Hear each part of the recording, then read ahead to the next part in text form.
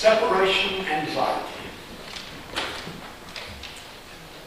I can't remember whether I had bad separation anxiety myself as a youngster, but I do remember my children's.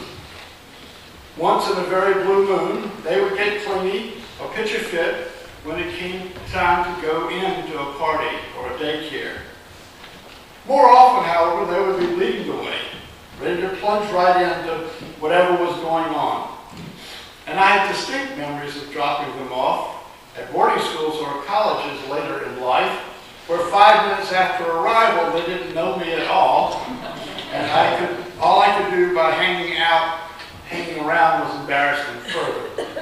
In those instances, I did a hasty retreat back down the road to home, feeling a little chagrined that they had separated so easily. And that ambiguity is what I recognize today as I face leaving this congregation and Cape Cod for 5.5 months. On the one hand, I think you will get along fine without me, and I don't expect a lot of weeping and wailing. You aren't small children after all, and I'm not really a parent. But there is a part of me that needs to be needed, and I find myself entertaining a guilty hope that things don't go so smoothly that I'm not missing around here. People have been so kind in these last weeks to tell me how much they've gotten out of my preaching and services. I will take that with me as inspiration to write a book that will help people make sense of the vexing problem of evil. I'm quite intimidated by the scope of my subject, so it will sustain me that the bits and pieces of the subject that I brought forth in my sermons have assisted real people to think about some hard matters here. Which brings me to the question, what can I say here on my way out the door? What is the most useful thought with which for me to leave you? Yesterday I wrote out a set of directions for using the digital projector here. I thought about a more general user manual for the meeting house. Someone before me actually made one up. There actually is a loose leaf set of policies and procedures floating around somewhere. Right now, the only one who consults it regularly is our president, Dick Eccles. But he brings a copy to board meetings, and I expect he would let you look at it if you want it. It can be the arbiter of last resort, but inevitably we have gotten away from doing things by the book here at the meeting house. And that is because we have something better than a set of policies and procedures. We have a cooperative spirit. The congregation is few in number, and the corps of active volunteers is still fewer. And many people are wearing 2 or more hats, but somehow, by cracking, we have gotten the jobs done that need doing. That speaks louder than any words on paper, that this church has people who care about its future and are willing to pitch in when they are needed. The people of this church are the people described by Marge Piercy in her great poem, To Be of Use. People who submerge into task, who go into the fields to harvest and work in a row and pass the bags along, who stand in the line and haul in their places, who are not parlor generals and field deserters, but move in a common rhythm when the food must come in or the fire be put out. My hope for you in the next few months is that you continue to submerge in the task.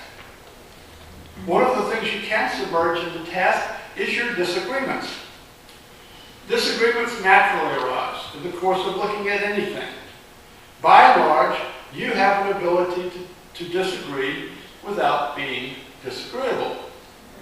You have encountered issue after issue on which people feel strongly on different sides of a question, and you have talked these things through to a resolution. Not necessarily a resolution in which all sides feel completely happy, for that is not always possible, but a resolution in which everybody feels heard. You have a blessed absence of factions. Many of my ministerial colleagues, whose agreements, like mine, entitle them to a 6-month sabbatical, only take 3 or fewer months at a time. They're nervous about leaving their congregational processes unchecked. I sympathize with them. And if I felt that I could not trust this congregation to deal with whatever it has to deal with in the coming months, I would not be leaving for the amount of time I have planned. But my experience here has been that the leadership and the general congregation have their feet firmly planted in reality, and no one is waiting for the minister to leave to pursue their own agenda. It was not always thus. When I got here, I knew in general about the history of the meeting house. I did not interview people in depth about the circumstances which led up to the departure of Ed Hardy, because I had no dog in those fights, and because I wanted to encourage people to pull together. And you have. I have learned by osmosis some of the particular history of those years, and what is remarkable to me is how well people that were on opposite sides of issues in those days work together today. Yes, it's a historical fact that Ed's sabbatical was intertwined with the circumstances of his departure. But that doesn't mean we need to be haunted by those circumstances in this sabbatical period. The difference is not only that you have a different personality with a different history stepping out of the captain's chair, but more importantly, that you are a different congregation. Let me remind you that my letter of agreement clearly calls for me to serve this congregation for a full year after my return from sabbatical, and I take that obligation very seriously. I would not be taking the sabbatical if I did not intend to continue my service to the meeting house on my return. What is a sabbatical, after all? Sabbatical comes from the Hebrew word Shabbat, or rest, which is prescribed by Jewish law on the seventh day, because God rested from the labors of creating the world on the seventh day. In the book of Exodus, when God is giving Moses the law on Mount Sinai, just before giving him the tablets of the Ten Commandments, God says this to Moses: "You yourself are to speak to the Israelites. You shall keep my Sabbaths, for this is a sign between me and you throughout your generations, given in order that you may know that I, the Lord, sanctify you. You shall keep the Sabbath because it is holy for you. Everyone who profanes it shall be put to death. Whoever does any work on it shall be cut off from among the people. 6 days shall work be done, but the seventh day is a Sabbath of solemn rest, holy to the Lord. Whoever does any work on the Sabbath day shall be put to death. Therefore the Israelites shall keep the Sabbath, observing the Sabbath throughout their generations as a perpetual covenant. It is a sign forever between me and the people of Israel, that in 6 days the Lord made heaven and earth, and on the seventh day he rested and was refreshed." Well, we are a little bit more relaxed about it now. We don't put to death any of those who work on the Sabbath, but rest is still a good idea, and more than that, it's a holy idea. Now, I filed a sabbatical proposal with the Meeting House Board of Trustees, in which I set 2 projects for myself during my sabbatical: write a book on evil and fix up my Lexington house and sell it. The board accepted this proposal. But these goals may or may not be accomplished. The house may not sell. The book may not come together. It doesn't matter. The real point of the sabbatical is not what I can accomplish, what I can do. It is the growth that can happen with the non-doing. It is the perspective that comes from stepping outside my daily duties here. It is a holy rest. And as I've been saying, it is my hope that growth will happen on your side too. It is my hope that in my absence you will get a new perspective on what we are all doing here, and on how we can more effectively carry out the ministries we have undertaken, and what new ministries might be available to us.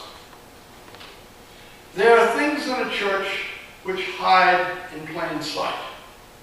We get used to the weekly routine, the planning for what has to be done by what deadline in order to put on an event. And we forget to ask ourselves what it's all about, what our role is in this community, state, and nation. Maybe when you look up in the front of the church and it isn't Edmund there, it might jog something. It might make you say to yourself, oh, there is a different way of doing things. Maybe even a better way of doing them than Edmund has been doing. Now you have a good preacher, Paul Sprecher, coming in to give you thought-provoking sermons and services. And there will be others as well during the sabbatical period. I have confidence that the Sunday worship services will continue to be of high quality. In fact, much better than in the recent past, if for no other reason than we have a fine new organ and just the organist to exploit its potential. And I'm delighted that Paul will be leading a workshop on Forest Church's great book, Love and Death. Some of you may remember that in 2010, I preached a Lenten sermon series on his three-part mantra. Want what you have, be who you are, do what you can. Forest Church's three-part mantra. One of the last people to borrow that book from me was Sally Duplay as she faced her own death. It is a rich spiritual resource, and I encourage you all to sign up for Paul's workshop. I think everyone understands really that the worship services will continue. What makes people nervous is the other things that Edmund does, for which no replacement has been hired. So let me try to say what it is I think that I do around here, and to say other than the worship services, and suggest that you are already equipped to step into my shoes. I'm going to let you in on a secret of how the sausage is made. The most important thing a minister can do is provide a non-anxious presence.